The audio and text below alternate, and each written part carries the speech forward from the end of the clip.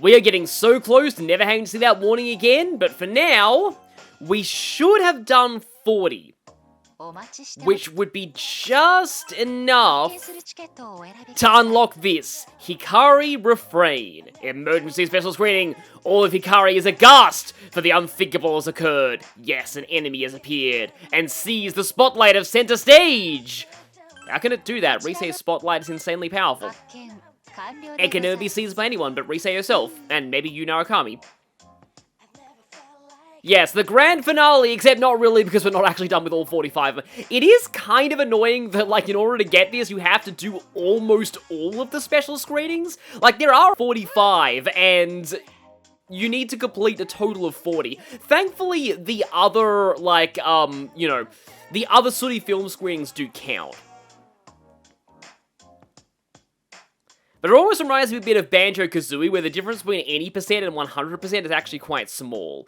Here, I mean, this is all still very optional, but you need to go very out of your way if you want the ultimate personas, and I am almost positive that no speedrun would do this.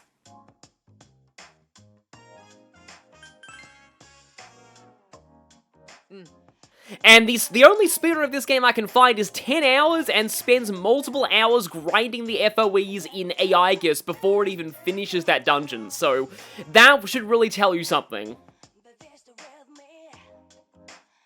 What's the deets? It's very slang, but it's something Junpei would probably say. Yeah, finally it is time for her. And considering that she empathized, well, that she related to Hikari the most, at the end of that movie, yeah, it would make sense that she's the one for this. I like how they wait for the end for her, because, like, this is really her game as much as it is about the Phantom Thieves.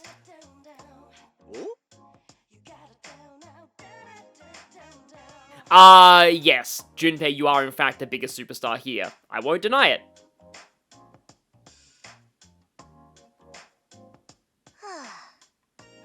Yeah, I do like the wholesome sibling-like vibe between Junpei and Femc. I do really need to play... Like, I've never actually played Femc Root personally, and I've only seen bits of her social link with Junpei, not the whole thing.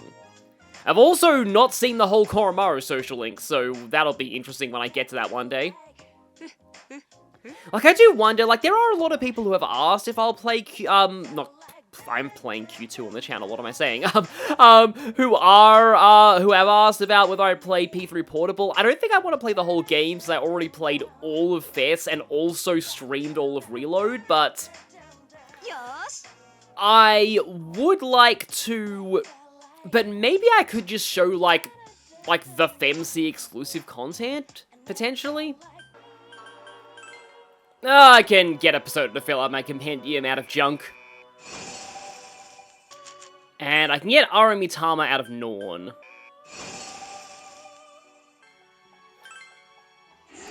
Gonna sacrifice something I don't need into Castor. For Armor Destroyer. And into Zoro for Garudine.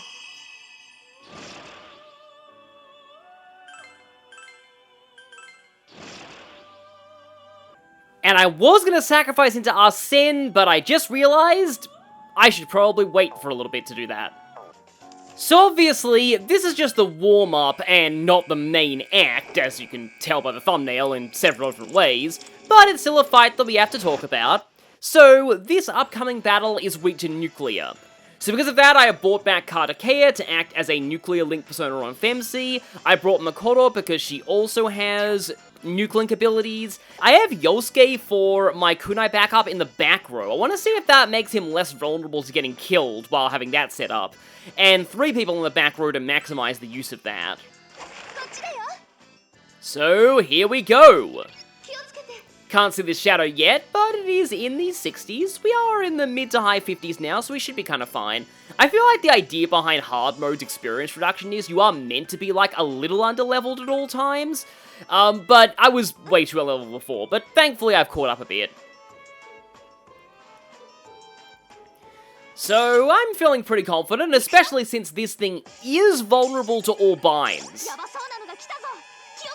Oh, didn't expect the Smothering Parent to look like a Magus, but I suppose that makes sense. It is a little bit doe-like in a sense, but I feel like it probably represents Hikari's aunt and uncle more than it does her father, whose name we don't actually know. So I have the Dragon Bracer on Femc. I can also go for Full Throttle on Makoto, though I gotta check speed stats now. 50 plus 10 for the Lynx is 60, and you... yeah, even with using Link skills, you are gonna go after her in the Bestial Raw bracket. Now, okay, yeah, I guess you should debuff. And you're gonna Salome's Kiss, because of vulnerability to all binds, and you're going to... yeah, come on, back up. You know, it's actually kind of fitting that we have the, maybe not really fitting, it would have been better if it was wiping all out, but it's sort of fitting that we have, Mass Destruction. Yeah, all 3 binds. The fact that they put an enemy, like, they gave a mini-boss this late, 100% vulnerability to all 3 binds, where you should easily have Salome's Kiss at this point, it's gonna be a bit of a joke, I feel. However, I am definitely going to be saving my Navigator gauges for the main event. Am I crazy enough to go for double Shura Tensei? Yes, I am. Okay, well, I have an attack buff of Fuda. Let's go for that. Okay, this is way better if you have Agility bind up, but I'm going to try it anyway.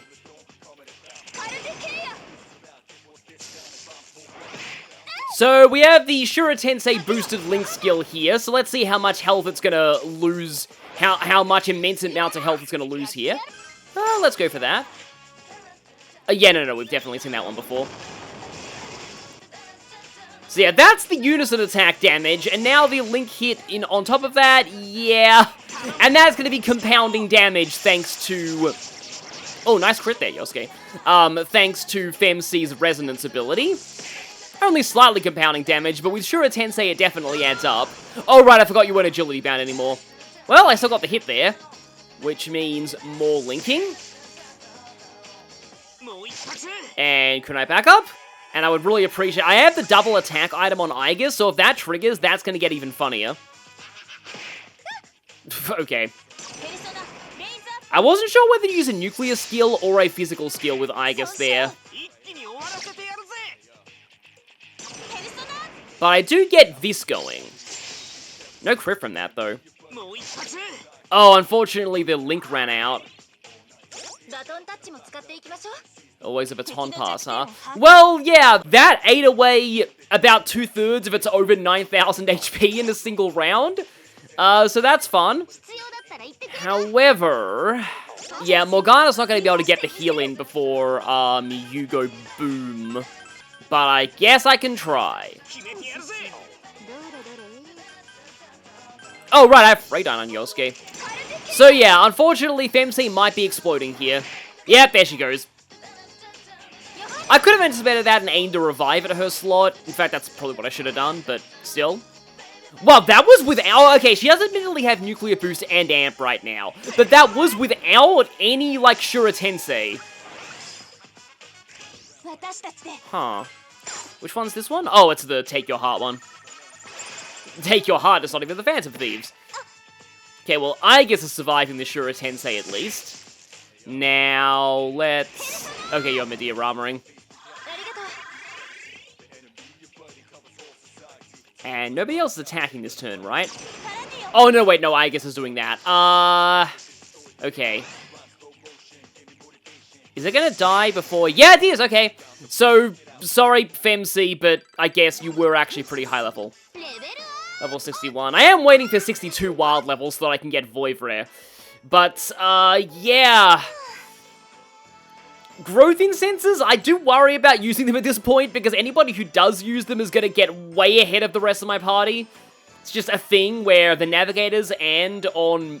I almost did it again! Risky, Joker... I don't know why I keep doing that. Joker is going to be ahead of the party as well. Thanks for the backup. It really helped me after I knocked myself out there. I kind of blacked out for a few moments. And when I came to, the enemy was dead. I mean, granted, it was her Link that still finished it.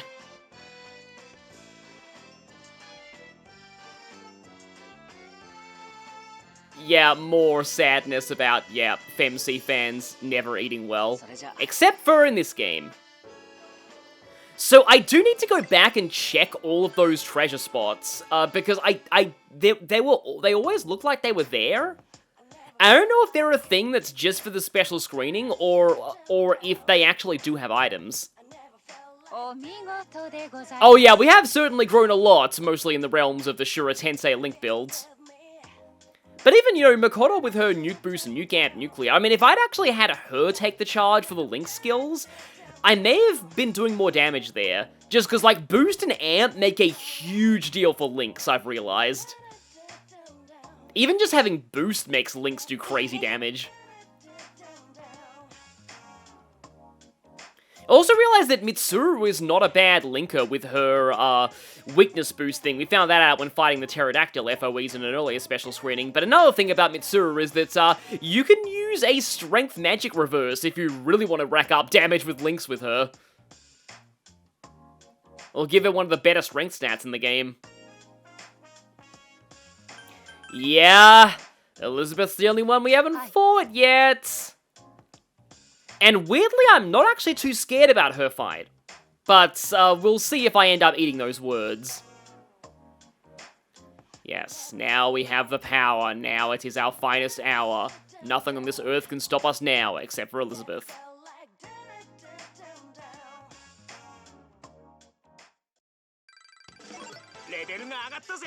Oh, hey, Yosuke levels up. And with that, we get the Book of Enoch. So, the Book of Enoch is weird in this game. Usually, it's associated with Metatron. But in this game, it lets you make Michael. And let me guess, all three other Archangels? Yep, all three other Archangels. And oh boy, yep, we can't get him for a while. Does have God's Hand, his sacrifice skill, though, which he learns at level 69. Yeah, no, that's still here. So what do we get out of it? A lot of shadows around here. Oh, it's a...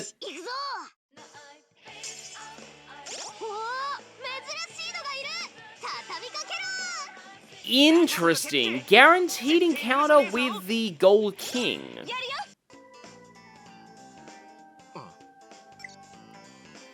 There's a tutorial for that? You know what? I don't think I have ever discovered this mechanic before. So I've learned something new here. I never read about this online. I never tried it in my first playthrough. I never thought to try it this time. Retro spots appear in labyrinths where the boss has been defeated. Searching spots will usually turn up a local shadow or two. This is useful when you feel like a good quick fight. Huh. Also, you know, going in these rooms lets you map things out. This feels so awkward. Given that, like, this room looks circular, but it's, like, square for the purposes of the actual, gameplay.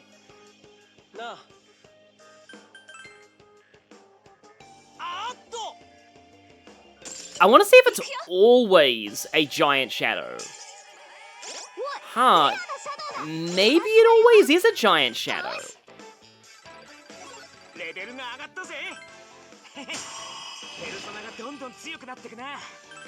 Out of that, I got a level up on Jeanne d'Arc, and I kind of like all of the skills I have here. Like, Freydine's not great for her, but I like to pass that down. Immunity buffer is still really nice, though, but it's not really what I want you for.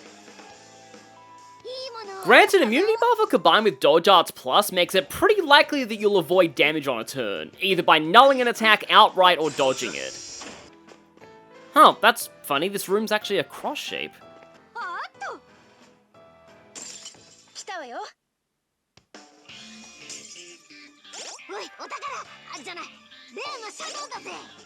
Okay, it does seem like it's always the giant shadow for each labyrinth. Which is interesting, how they give you, like, a guaranteed way to encounter the rare enemy, but only after you've finished its dungeon. I'm going for a very thematic team to fight Elizabeth. All four of the protagonists, and Yukiko is here to provide healing and ailment support. Because Elizabeth's actually vulnerable to a few ailments, but the elements that you want here are Fire and Nuke, Psy, Bless, and Wind. I can't fit everything I want on this party, but I'm gonna try my best. I do have both poison and confusion here though, because Elizabeth is 100% vulnerable to poison, which is really strange.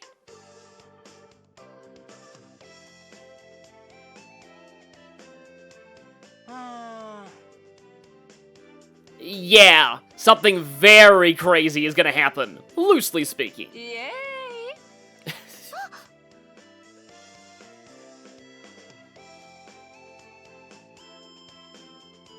Is this gonna be one of those prompts where every one of the dialogue choices is Elizabeth?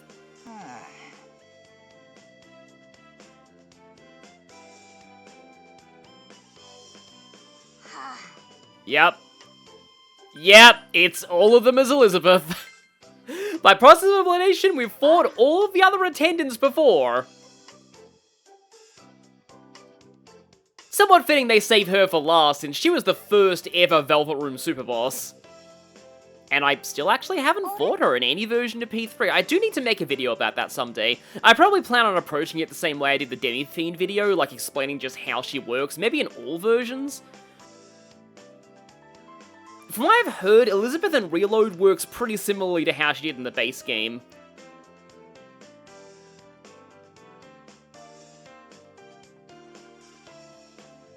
She's eating the marketable Giganto chili dogs. It'd be amazing if there was like a hot dog item that gave you power charge.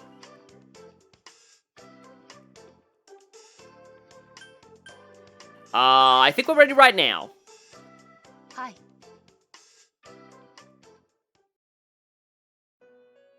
Yokoso. I was kind of hoping with that Yokoso this scene was fully voiced, but no, it is not.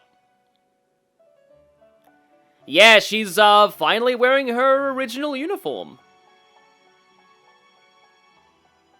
Yeah, I've got a soft spot for Elizabeth as the first Velvet, and I like the way that because everyone's Velvet uniform looks subtly different, and I do like the way Elizabeth's looks. Kotone, maybe if you're on New Game Plus, you'll see her in an even more intense presence than this. Oh, I forgot that Joker is a super boss in The Answer in Reload. I probably have to do that at some point. Though I've seen people really badly cheese that fight. Oh. Reload is very easily cheesable, but I don't think that means it's a bad game.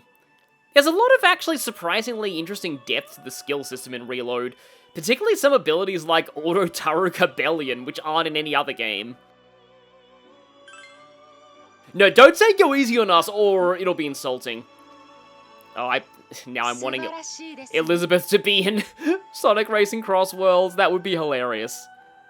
Oh man, imagine, like, I know that the guest characters don't have rival dialogue, but imagine what her rival dialogue would be. Okay. Here we go! I like how she's still bowing on that screen.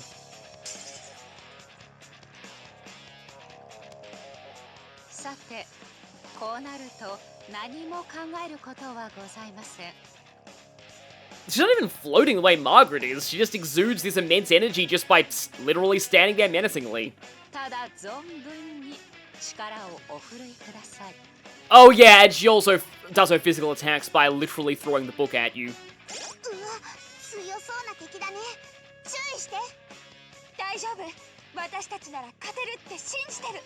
So, at the start of the fight, Elizabeth is on Jack Frost, and therefore she is weak to fire, but also nuke, interestingly enough. But she is completely immune to ice in this state. She is 50% vulnerable to sleep and confusion, 100% to poison and hex, immune to paralysis, knockdown, and instant death, obviously, and 25% vulnerable to all binds, so you can still bind her. I would recommend going for it, because Bind Arts Plus does give a pretty immense boost to your hit rates with those, even if they heavily resist it, because, you know, the Bind Arts Plus bonus is applied after the resistance. But anyway, gonna debilitate her first off. And let's see, I guess we can Matara Kaja, but you're gonna set up the fire. And I want to try and get Pulimpa and lock her down. Because if I lock her into Jack Frost, then that could be... Okay, you know what? You know what? サポートが必要 I am going to Spotlight Yu-Gi-Oh! In the hope that I can get the confusion off on the first turn and lock her into Jack Frost, therefore letting me barrage her with fire, and we're going to be doing that. Of course, she's still going to be hitting pretty hard with physical attacks, and going twice per turn. So I might need to keep healing with Yu-Gi-Oh! But even still, we'll be able to rack up some good damage with her stuck on... the part of the reason why the twins was such a rough fight for me is that a lot of the ways to lock them down into using only one persona are quite, they're very resilient to them. That was less damage from Makoto Yuki than I was expecting there. Of course, it happened before the Matara Kaja went up, but still. やるね Okay, yeah, she still has not lost very much health. And this is where it's tempting to go for poison, but I'm actually gonna not do that right now. And you know what, I think you should actually be Dragon Crying. Oh, you have Argidyne. Yeah, I suppose I can go for that. And you know what, go ahead and Heat Rise FMC. This is putting a lot of my buff eggs in one, amazing link-shaped basket, but hopefully Elizabeth doesn't throw the book at her too much. We'll see. 遅いよ Okay, good miss there.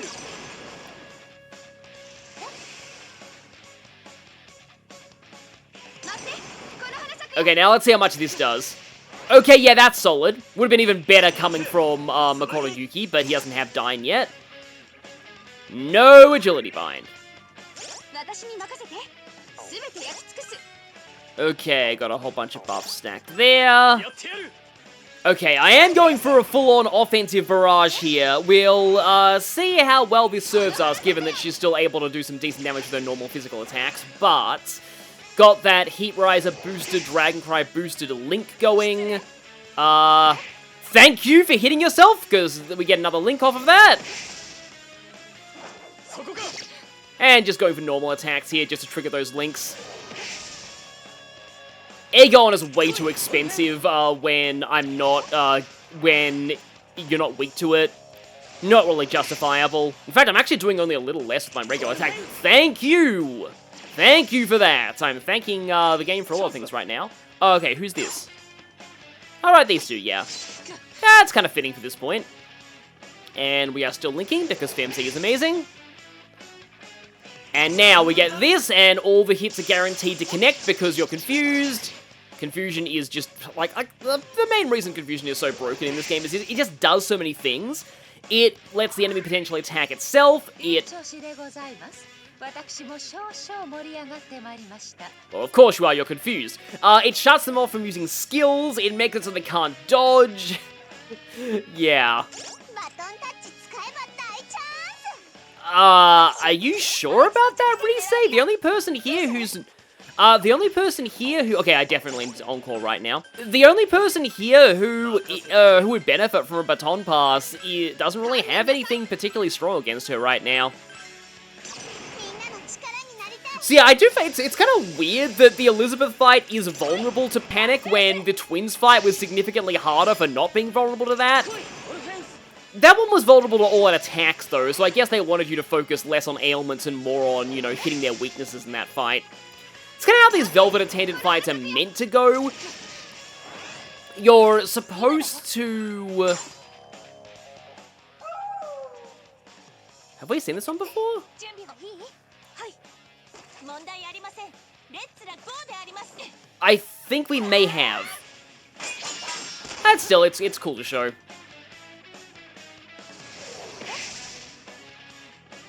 Yeah, you wanna like react to their persona swaps and hit their weaknesses, which would be admittedly a lot more intuitive if like personas actually had elemental weaknesses in this game, so you could actually see that like, you know, they're using the same personas that you're using, and so like you'll be like, oh, she's using Jack Frost, that means I should use Fire and Nuke, but there's actually no way of knowing what their weaknesses are without trial and error because of sub-personas. やはりその心意気やよしでございます Lacking weaknesses in this game. しかし最後まで見誤らぬこともまた力であることお忘れなきよう Well, I mean, that's normally true, however, confusion has lasted an absurdly long amount of time on you, so you're probably done at this point.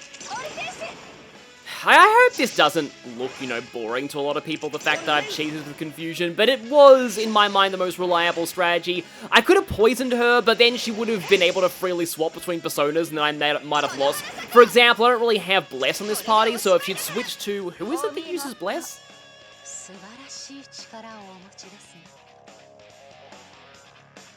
I mean, who is it that's weak to Bless? It's, Matador. Okay. Oh, and she has Drain Touch when she's on Matador, so she can heal.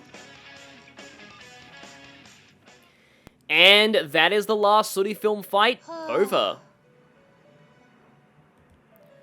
So yeah, she can just use mostly Bufu skills with Jack Frost. Setanta can use Psi skills or physical and also Power Charge. Matador can use Primal Force, which is kind of scary. And then Ares can use Weapon Crusher, Brain Shake, Silent Song, or Scorching Blast. So she has some ailments in that form. Oh, I miss Ares. I'm sorry, but I have to tell it like it is. However, they're gonna get their revenge eventually. Maybe. Most people end up totally cheating the final Velvet Room fight, but we'll get to that later. I lit a fiery blaze in your heart? Yeah, you obviously said that just to troll Elizabeth getting wrecked by fire just then.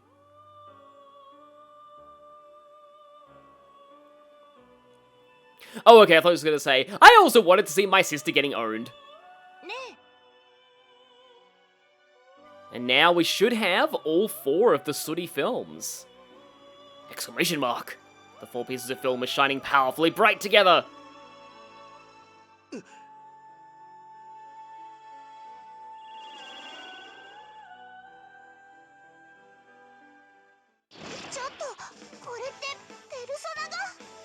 And suddenly Satan. Hi, Satanael. Yeah, Joker now has his upgraded persona, and that means he resists everything and nulls Bless and Curse. This is really useful if you're on risky mode, but it does take a lot of special screenings to actually get it. Still, no weaknesses on your game over condition and all resistances. Great. This actually makes it one of the better tanks in the game at this point. And Rebel Vanguard upgrades to Revolt Vanguard. Yeah, Revolt Vanguard lasts more turns, and it gives a 60% critical bonus instead of 40%. Okay, he actually, says the persona's name. So, Izanagi no Okami, use Persona Revolution, gives him no weaknesses and an immunity to Curse, and some resistances, but not as much as Satanael, and Swordbreaker upgrades to Protecting Sword. Which, okay, there's a 50 and a 40 here. I presume it means a 50% chance of reducing damage by 40%? That would make sense.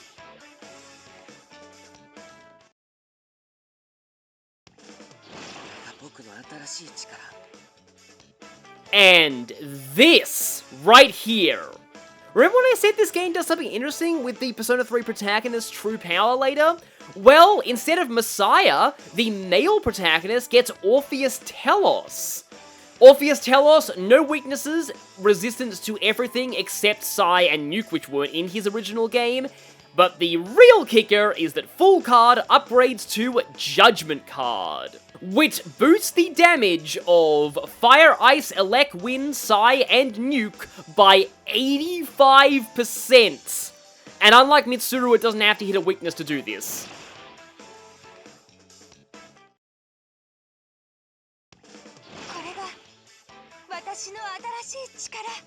And FemC gets Messiah, which many people think fits her character better than it does the male protagonist.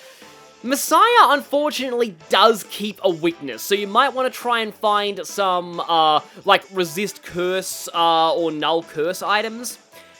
But he does have some resistances to, standard elements. Resonance upgrades to Telepathic Bond, which seems to raise damage of links by 25% for every additional time they hit. Either that or it adds 25 to their base power. Either way, FemC's links compound their damage even more.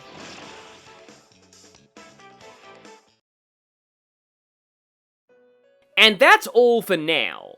Now, this is a sensation not wholly unfamiliar to you and the P3 male protagonist.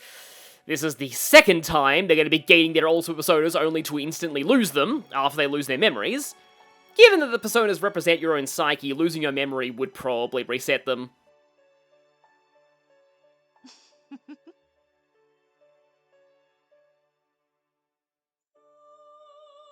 And I love the fact they diverge the Persona 3 protagonists. One of them gets Orpheus Telos, the other one gets Messiah. It's hard to tell. I mean, I couldn't tell from that screen that said resist, resist, resist, resist, resist, resist, resist, null, null. No, I don't feel any stronger whatsoever, not at all. Yeah, unfortunately, Assassin Isle doesn't get Sinful Shell in this game, but, like, given how ridiculously broken Myriad Truths was, in DLC in Persona 5, I am sure that, like, Sinful Shell would be... I think he does use Sinful Shell in the Persona 3 Super Boss fight. So I guess we'll have to wait until Persona 6 to see if Assassin Isle becomes DLC there, and then he probably will get to use Sinful Shell in normal gameplay. Yes! Keeping up with all those special screenings. Yeah, that's, a lot of parts of this playthrough focus on special screenings, but it was all worth it for this.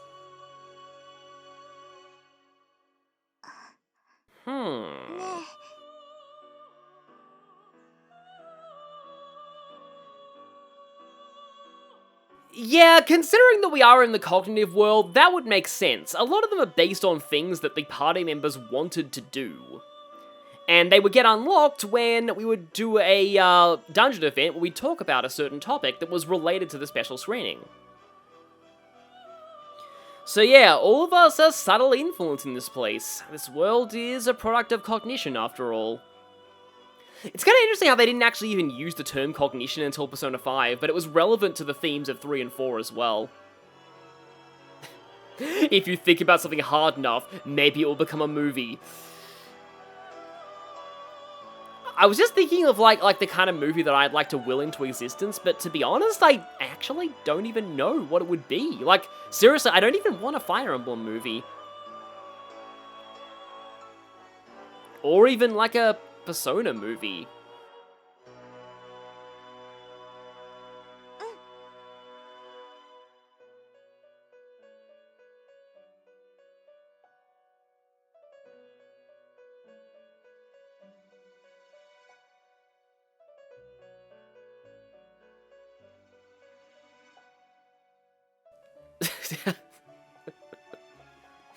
I can kind of imagine Junpei and Chidori in almost a... I don't want to say Mr. and Mrs. Smith, because that couple is, like... I think it's just a dysfunctional couple, but, like, as, like, a couple that just, like, you know, is in an action flick that explodes everyone. Well, yeah, freedom is very close to our grasp. We're almost done with special screenings, and we only have 2 more floors left in the final dungeon. Well, at least be glad that Elizabeth doesn't charge you money for healing in this game.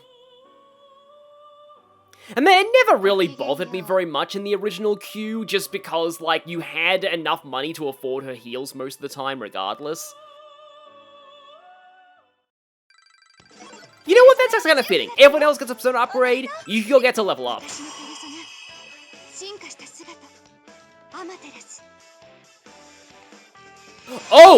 Oh, and because you got a level up,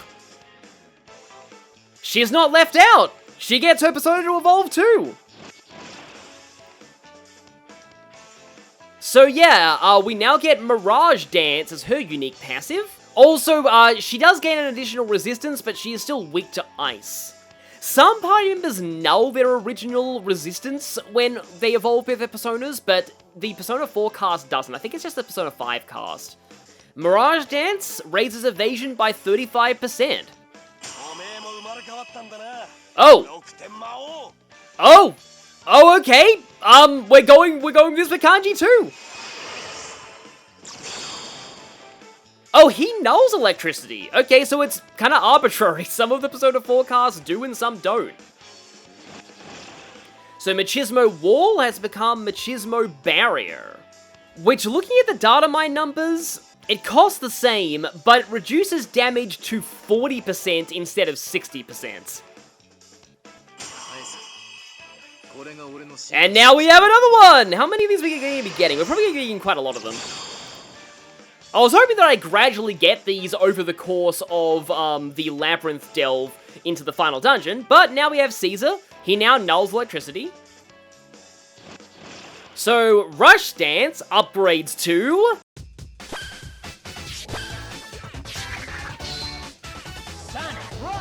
I'm sorry, I had to. This seems to always trigger double attacks while it's active. The data line says 100, which I presume means a percentage chance. And now we get Johanna's evolution. Yeah, now Null's nuke, and I'm not really gonna go over the resistances from now on, but Full Throttle becomes Unlimiter. While Full Throttle was literally Bestial Roar but cheaper, this is literally Dragon Cry but cheaper. Oh, that's all, okay. Well, yeah, we'll see the others as we progress. And we also now get increased experience and finishing bonuses, helping us level up our characters to unlock their ultimate personas. And we can now carry a ridiculous 24 personas. Now, something that I should also note about the way Ultimate Personas work, they actually reset your stats. So, like, they all have particular default base stats, and that's another reason why the reverse item stat getting glitch is actually less useful than you might think. It needs to be done after you hit your evolved persona to actually make a difference, because any points you gain in stats you're not supposed to before then will be reset when you evolve your persona. So, yeah, that was a lot. We have Ultimate Personas on a few characters now, and we'll be getting more of them as we progress through the Labyrinth, which we'll be doing next time. So, we're finally out of Special Screening Hell for the time being, and I'll see you all next time as we enter the 3rd floor of the Theater District.